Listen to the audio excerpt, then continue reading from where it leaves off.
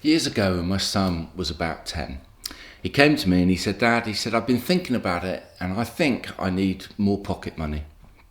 Well, I saw this as a wonderful opportunity to teach my young son the principles of generosity, how we use our finance to maybe not just do things for ourselves, but to help other people. So I had this long chat with him and I explained some of the principles.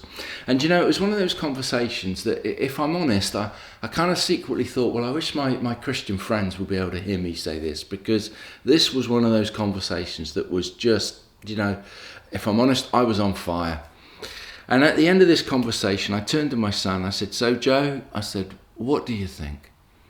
And he looked at me and he said, "Dad, sometimes you're really boring."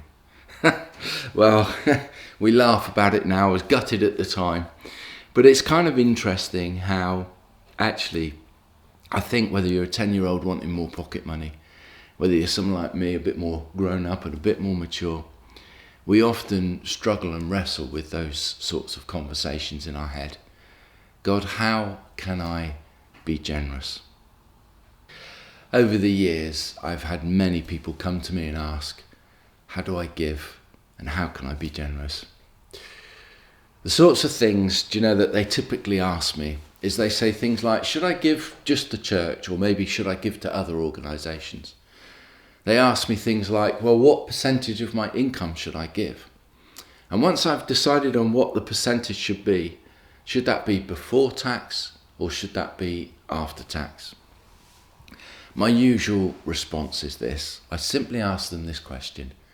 Are you asking what's the least you can give and still be a generous giver?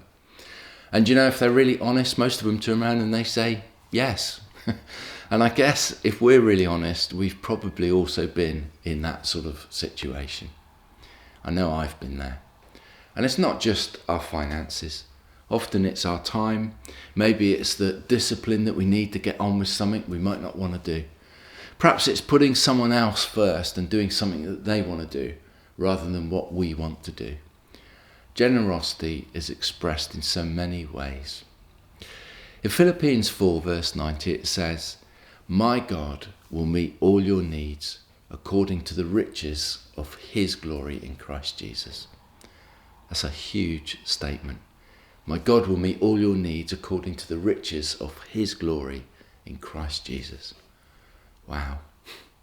In this verse, Paul is writing to people who have already been generous.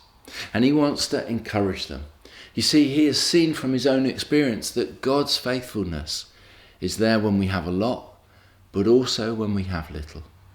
God can be faithful when things are good, but also God is faithful when things are hard. And he wants them to know that God knows and is there in both the good and the bad. He wants them to know that God will meet all of their needs, that he will meet your needs. God has all of the riches of his glory from which to meet your needs, whatever you're facing today, whether it's a relational need, or maybe a physical need, maybe a spiritual need, or maybe a financial need. Your scarcity doesn't cap God's generosity.